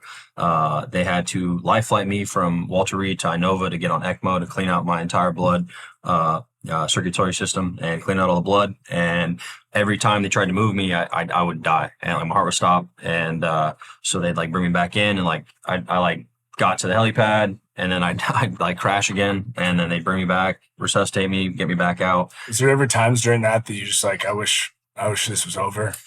No, I mean, honestly, when I woke up, or when they woke me up, because I was obviously, I was induced into a coma and they medically induced. And so when they woke me up on that like 4th day, I talked for 9 hours straight. And like I woke up and I just like blurted out everything that happened. Like I knew right away. I was conscious of everything. Like my mom, like she has a video of me, and like the first words that came out of my mouth as I'm like waking up, and they're trying to like get me to come to. My eyes are like rolling back in my head, and I'm falling asleep. I'm like, fuck me. and my mom's like taking a video, and she's like, what? Like what, sweetheart? I'm like, fuck me. And she's like, what's wrong? Like, other than the obvious, right? I'm like, those motherfuckers, they blew off my leg. Like, I lost my leg. She's like, no, like, they amputated it, but they didn't blow it off. And I was like, yeah, I know. I was like, and then I just 9 hours of like talking about every single thing that happened, like leading up to Afghanistan, what happened there, and then like day of. And so, you know, she's got a lot of this, like, you know, photo, video. And that was one of the first questions I asked, like, did you get pictures? And she was like, you sick bastard. Yeah, I did. She's like, I knew you'd want them. And I was like, thank you so much. And so she got pictures of me, like post-surgery, end surgery, stuff like that. And, so no, there was never like a give up moment for me, I would say. You know, but I mean, you're human, right? Yeah, like, it was a lot of like disbelief still, but I was also, you know, I was pretty drugged up too. So it was just like, I was in a ton of pain. I was in a ton of pain, and, you know, still just like, I wasn't really thinking about like, you know, not necessarily what was next. I was more thinking about, you know, what had happened. And I hadn't even really processed that, you know, people died there, but I knew like we got pretty messed up. And I mean, 13 dead, U.S. military, 45 wounded. How aware were you, right? It was such a debacle, right? I mean, you already took us through where there was just so many things that you guys just were cut off from the ability to operate at the level that you needed to. How do you deal with that? Is there resentment? I mean, I know that you've spoken on the Hill, testified numerous times. There's still an investigation that's reactivated, you know, for what our government did that was a disgrace, in my opinion, right? And leaving you guys and exposing you guys like that. Like, how did you deal with the mental ramifications, and at what point did you kind of become aware of that? So I knew, and so as like, once I was getting out of the ICU, like, you know, I kind of knew in the back of my mind, I'm like, you know, I knew that people had died, and I knew that Marines had died specifically. So it was 11 Marines, 1 soldier, and 1 sailor. And but no one had said it yet, right? So I got given my Purple Heart in the ICU by the former Commandant of the Marine Corps and former Sergeant Major of the Marine Corps. And then I'm going into inpatient. And that was like, when I got to inpatient, I was like, you know, take me off all my drugs, take me off all the opiates, take me off all the narcotics, whatever. And they're like, we can't do that. I'm like, the hell you can't? Like, it's my body. Like, no. And they're like, well, you have to be on blood thinners and antibiotics. I'm like, that's fine, but take me off everything else. Like, especially with our family, like history of substance abuse, stuff like that. And that's a slippery slope, brother. That's one that I've endured for sure. Absolutely. And it's, you know, I knew, I was like, man, I don't want to go down that path. And I know I'm going to have to deal with all of this. And so it's a little more like, still to this day, you know, the most I take is like Tylenol if I'm really doing bad. But I know, like, I've seen that my whole life. Like, I've seen it with all of our family, all of our extended family. Like my mom's mom, my grandma, like, she died of cirrhosis of the liver. She was an alcoholic. And so that kind of, you know, pushed me away from that. And so I didn't want to go down that path. And I knew that like, for me, I was like, right away, I wanted to be as healthy, as physically, mentally fit as I could be through this for my friends. You went hard charging into your rehab and recovery, right? I was just like, man, like my mom, there was one day in the hospital and that inpatient, you know, she's tears in her eyes, and, you know, I'm there, obviously she was there for me for like 6 months. Like, she was my advocate, and she was like the one that was, you know, helping me like change my colostomy bag or do whatever. Like, hey, I need this. I'm sure she went into attorney mode from time to time and got stuff done for you. There was a lot of battles with the hospital, and like, they're like, you can't have people come see you. And I was like, what do you mean? And so she talk about the first time you got to be back with your unit. So I'm an inpatient, and man, it was probably October, I want to say. I think I got to inpatient like October 15th or 16th. Yeah, because they still had to finish out that pump, right? I mean, what was the timing? They just, you know, they went out of Afghanistan, and then they were in Saudi Arabia for the rest of the time, and then they came back in, I want to say it was October, September, October. Yeah, I think October was when they came back, around there, and then, or November. And so they flew out to see me, and was my team leader, and Chaz and my boy Cooper, and from my team. So they came out and visited me for a few days. And then what was that like? Like, tears immediately. You know, I just, you know, they came in, hugged me, and it was funny because I had so many infections. Like, they're all in these like giant like hospital gowns, and, like masks and glasses and stuff. But super heavy, but super powerful. And I was just a lot of, you know, they're like, we're sorry this happened, but I'm just like, no, like, thank you for, like, my family doesn't have to grieve over me. You guys don't have to grieve over me. And Yeah. And so that was powerful. And it was a lot of that over the next few months and getting out of the hospital, just reconnecting with friends, doing all that. And to this, like, or to what we're going to get into, but there was a day like in the hospital and inpatient, my mom was like, bud, you're going to run again. You're going to walk again. You're going to hike again. You're going to do all the things you love. And I was like, yeah, I know, Mom. Like, you don't got to tell me that. And she was like, oh, she's like, all right. She's like, He's still my Tyler. You're my son. She said that. She's like, yeah, you're my son. And, yeah, I was like, there's no question that, like, I want to get out of the hospital. That was all. I was like, I just want to get out of the hospital and get back to live my life. And so that's what it was. And that was from that, like, from when I woke up, I was like, yeah, I just want to get out of the damn hospital and like go continue living my life. So it's cool for people, because I know a lot of people, like, they probably have no real way to connect with what you've experienced specifically. Yeah. But the human experience is synonymous with pain. Absolutely. Right? And I love that you said you want to get out the pain as fast as possible, because you had to adjust to it in reality, right? Yeah. Not cope, not soften what you were going to have to face. Absolutely.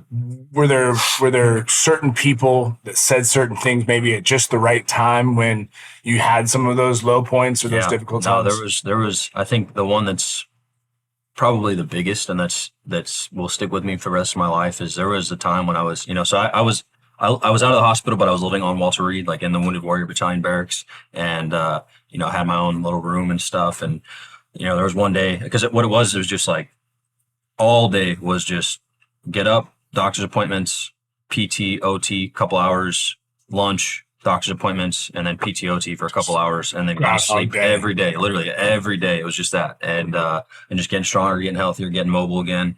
And one day I was feeling pretty down, just thinking about, like, and I think about it every day, and it's not that it's in a bad way. Like, I think about the way I've talked about this is, like, I think about what happened every single day, and it's hard, but it's why I choose to live my life the way that I do, because my friends aren't here anymore. A lot of my friends' friends aren't here anymore. There's mothers and fathers without children. There's kids without fathers and mothers. There's brothers and sisters that don't have their loved one anymore. And so, I recognize it as I'm grateful that I think about it every day. It's hard, but it keeps me humble, and it keeps me where I need to be, and continue to advocate for what's happened. And, like, there's most of it's supporters, but you get those people, right? That's always the negativity that's the loudest, right? Because it's like that one, but it's people online, especially, they're like, oh, like, like, this doesn't matter, or like, this wasn't the biggest thing in the war. Like, I don't care. This is what happened to me. This is what happened to my friends. And, like, there's 13 Americans that were murdered and that aren't here anymore. And all that affected what happened affected the entire world, but, like, those families specifically. Yeah, I'll talk about this the day I die, because they deserve that, like, they deserve that. And it's the least I can do, because I have the platform that I do, and I have the ability to talk about it the way that I do. And well, you honor them well, man. I remember before we even met, your interview with Sean Ryan. Sean Ryan show is phenomenal. People check that out for sure. I mean, I know, obviously, seeing you, with Trump and the Tomb of the Unknown Soldier on many news publications. I mean, this is a right, wrong, or different. It may not have been the biggest, or however people look at it, but it was incredibly public facing. Right. And you lived it. Right. And then the media projects the version they want to project. So I'm sure that there's somewhere in between, and with the trolls online and otherwise, people just like to create controversy for the sake of controversy. Absolutely. But I do see you, standing up for what you believe in. And I always say this, somebody can be an asshole and win $1 million or win the lottery, right? And they're just a bigger asshole. Yeah, like, your character has shined through. And, the great Roger Staubach says this to me all the time. He says that success conceals character and adversity reveals it. And it's a huge spotlight on awesome. The character that you have, right? Because it could have been somebody else, and you still would have been the guy, right, to live this type of way. Yeah, absolutely. If there's anything that people need to hear, that they're going through their own dark night of the soul right now, how would you encourage people that are listening that's like, man, I'm not going through this level of maybe physical trauma, but inside I'm warring against myself. And I think I can kind of hit both things, to the realize I didn't answer your question when you said, is there something that someone said to you? But this goes into kind of ties into what you're talking about right now. So what I would say, and one of the things that was said to me, it's human nature, right? The indomitable spirit. It's the resiliency of human beings is unbelievable, right? It's unmatched. You guys see it every day with people who come through here, the things that you've been through, the things that everyone here's been through. I mean, like, the only reason that you don't do something that is because you choose to quit, you choose to give up. And, you know, there was a time like I was having a hard time, you know, I wasn't suicidal, but I have been throughout my life before, but I wasn't suicidal. When Walter Reed, I was having a hard time. I was like, man, like how am I, like, you know, how did this happen, or why did this happen? Stuff like that. And just out of nowhere, my team leader, Chaz, he texts me. He's like, hey brother, I love you. And like, just out of nowhere, right? One of those things. And I was like, yeah, man, I love you too. Like, yeah, you up for a phone call? And he's like, absolutely. Talked to him on the phone, and just perfect time. Out of nowhere. Yeah. He's just like, you know, I feel like you really need to hear this right now, but you know, everything you're going through, everything you will go through, he's like, this happened to you because you can handle it. And I hope you know that. And I've never looked at it differently a day since. And that's something, you know, I hope I can pass to anyone watching this and listening, man. It's, you know, what you go through in life, it sucks. You know, pain, trauma, struggle, strife, it's all relative to what you've been through. And we talked a little bit about this recently, but like, it's all relative to what you go through and what you've experienced in your life. The hardest thing that you go through is the hardest thing that you go through. The hardest thing I go through is the hardest thing I go through. And no one can change that. No one can take it away. Yeah, some people do have it harder, right? Physically speaking, whatever you want to say. But we all, you know, like I've said it and I'll continue to say it, like, I don't feel bad for myself, so why would I feel bad for you, right? I'm not sympathetic, but I am empathetic. And this has made me a lot more empathetic. And I understand and recognize what people go through mentally, physically, spiritually. I understand it, right? Because I've been through more than most, right? Physically speaking. Yeah. And you know, anyone listening to this, it's like, you know, yeah, why did this happen? Why am I going through this? You know what? You can handle it. And people need to know that. Like, yeah, it sucks. You can go through the worst things in life and you can still come out on top. You don't have to like it, but acceptance is a critical part of moving through and past, you know, even if you can't see the way through. Yep. It's like, you know, there's the book, the horse, the boy, the fox and the mole. You ever heard of that book? Well, the boy and the horse get to this place in the forest where literally they can't see they can't see through. Yeah. And the boy says to the horse, like, I can't see a way through. And the horse says, but can you see your next step? We'll take that. Right. And like, I know that sounds like, oh yeah, great, Dave. When you're going through, you know, muck and going through the crap of the life and the difficulty, it's like, yeah, okay, great. That nice little platitude, bro. But it really is. It's just take the next step. One step forward, still step forward. Right. That's awesome, man. Well, I love that. You've taken some incredible strides professionally. I mean, I can't wait for this book. This one, stay on the line for that one. That one's going to be good. But, you know, you're a speaker. You're doing the blacksmithing. You're doing some incredible. We just auctioned off an amazing knife and blade, or knife and axe. Awesome, that knife too. I was talking with Victoria about this, but that blade that I forged out, that's actually the first blade that I forged that I've given away. Like I've just gotten into it, but that's the first one like that. I actually didn't. I need to. You have to connect me with whoever did buy that. But that's the first one. So they're getting the first blade that I forged and given to someone. We'll do a little write up so they can put it next to it. Absolutely. So you mentioned Victoria, your beautiful fiance. I'd love for you to speak to her ring, and we'll get a shot of it for sure, so the audience can see it, because it's badass what you guys did, man. No, so she and I met. She's a Marine Corps veteran as well, and she was working at Walter Reed when I was recovering there. We connected. Her family has, you know, deep history in the Marine Corps as well, and then, you know, inspired her to go in. Her grandfather was in for 30 years, and her brother's a Marine veteran as well. And she went in. She was combat camera in the Marine Corps, got a job in the audiovisual specialist department at Walter Reed.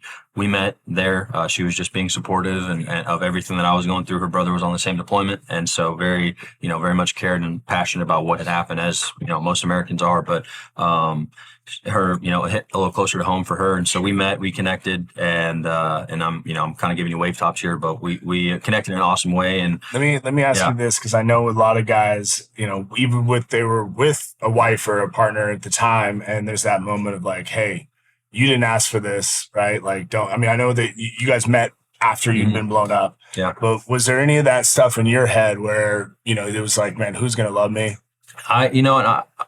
There wasn't. And you know, that's like, I try and say it's not me putting on a front or anything, but it wasn't something that I cared about. You know, I just, you know, I knew like, it's going to be me, keep doing my thing. And like I've said it plenty, but who I am today is who I was before I got blown up, and it's why I've been as successful in every area of my life as I have been. And so you couldn't say no to the mustache. Yeah, no, it was the mustache that got her. Yeah, no, it gets stuck in her teeth in her nose. Tell us about the ring. Yeah, so I got back one ball bearing from my sniper platoon commander that was in my optic on my rifle. So my rifle slung when I got blown up, and it got stuck. Yeah, I got trapped in there, and they're shaking it around in the armor. You hearing something rattle around, and he sent me some pictures and showed me, and then he came and visited early 2022 and gave it back to me. And he's like, I don't know what you're gonna do with it, and I was like, I don't know what I'm gonna do with it, but I'm gonna do something cool eventually. And I was like, always back and forth. I had it on my shelf every day, and I was like, man, maybe I'll make it into a necklace or something. And excuse me. One of the things that I love,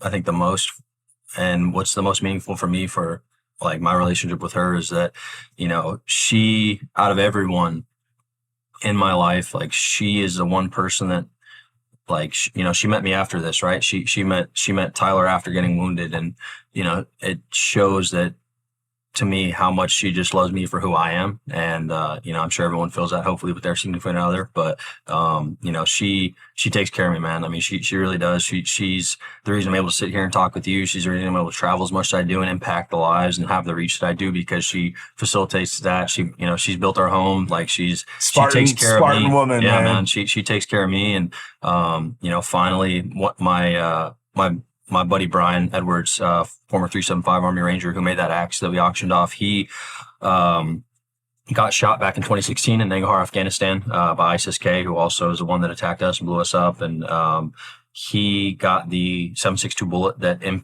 went through his right butt cheek. So we always call him Forrest Gump, but went through his right butt cheek, and it tore through all his intestines and stuff, bounced off his pelvis, stayed intact, and then ripped back across through his organs.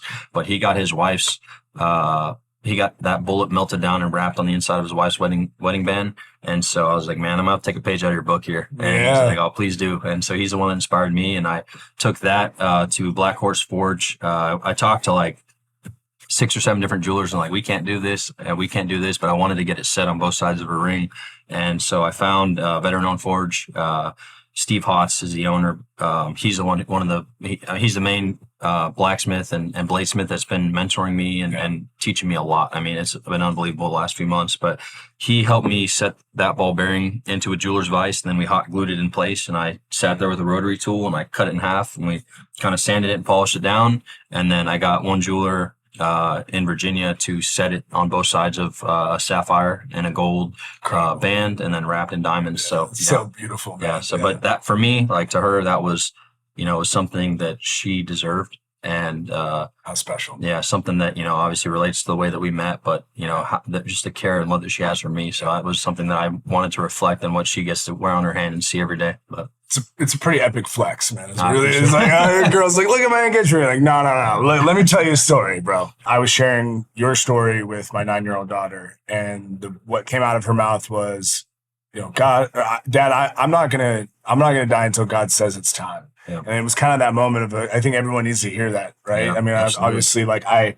think that if you're struggling with the thoughts of suicide or otherwise, the first thing you need to do is speak up, and Absolutely. share it with somebody. But I love what she said, because again, like, we don't know when that time is. I mean, you flatlined multiple times, but God still needed you here. Yep. And again, that you can take whatever level of ownership and responsibility for what the opportunity is to live and live well. Yeah. But I just thought that, again, through the eyes of a kid, that was super special. Absolutely. That's what she took from your story. It it's is, like man. The resilience. I think a quote that kind of, always reflects to me in those like, and her statement right there is, short of death, there's no excuse. There's no excuse for not living your life. Death is the only excuse for, stopping living. And that's the hardest thing and I think it's, it's the hardest thing that we can do as human beings, truthfully, is truly living your life, not surviving, not just making it through day by day, but it's truly living your life to the fullest and making the most of this. 'Cause that's, we would not understand how beautiful and awesome life can be if we didn't understand the pain and struggle and hardship that we go through, right? We'd have no frame of reference if we didn't go through the hard shit, so we can enjoy life for all of its beauty and all of the greatest things that it has to offer. 'Cause it is, man, it's beautiful. And we go through hard stuff and life sucks. And, there's been plenty of times I felt sorry for myself and I wanted to give up, and I'm sure you have too. And many people listening, they can relate to that and they can empathize. But man, if you know anyone who's going through a hard time, right? It's that step forward. It's what was it? The mouse, the mole, and yeah, fox, the horse, the hound, and the mole. Sorry, thank you. Okay, that like that. You know, just take the next step forward. Like, if you're wondering, man, like, how do I get through this? How do I do this? You're feeling lost. You feel like you don't know. I think for me, what I've always done in my life is I look to someone else I know who's been through something, been through that hard stuff, who's been successful. And you know, it's that whole thing is it's like the most, I'm going to get this quote wrong, but like the most beautiful person is not the person that's excellent at overcoming fear and hardship. It's the person that's going through it, right? It's the person that's doing it. It's the people that you see every day, the athletes here, like the ATF athletes. It's the most inspiring thing is watching those people going through that hard stuff and thinking they can't do it, and then they do it, right? And then it's like, all right, well, what's next? And there's always something next, right? There's always more. There's always ways that we can better ourselves. But if you're like, man, I don't know how to do it. I don't know how to move forward. I don't know how to get through this and overcome this.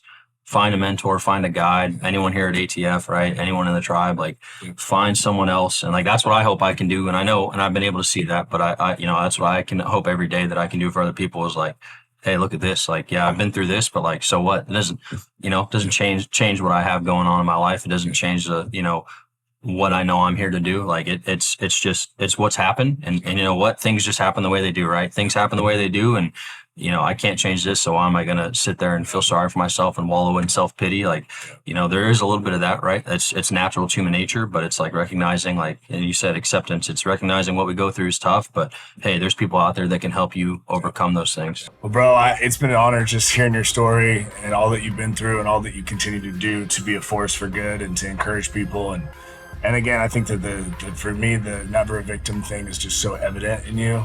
And that extreme ownership is everything, brother. It is. Respect, man. Thank you so much. Love you, dude. Yeah, I love you too. So stoked you're here. Yeah. Grateful to be here, brother.